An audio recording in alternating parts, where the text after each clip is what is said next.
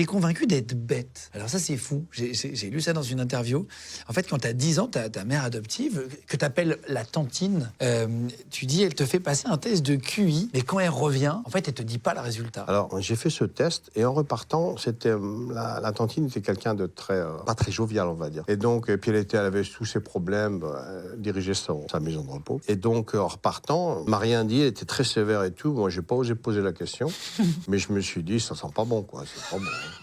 Pas bon, pas bon. Je suis reparti avec cette idée que, ça devait pas être terrible. J'étais pas amateur, moi, j'étais plutôt littéraire. Je comprenais pas, mais j'insistais pas parce que je me disais, c'est normal, je suis bête. En gros, je pense que je me disais ça. Je me le disais pas vraiment comme ça, mais au fond, moi-même, je n'insistais pas vraiment. Et j'ai appris que j'avais eu finalement un bon QI assez élevé aux assises. Ils me disent que j'avais fait un test de QI, j'avais une dizaine d'années et que j'avais 142 QI. Donc, j'ai été surpris. C'est vrai. Ouais, dans le bon sens, finalement. C'est bien. Ouais, j'ai été surpris. Maintenant, je me sens moins bête.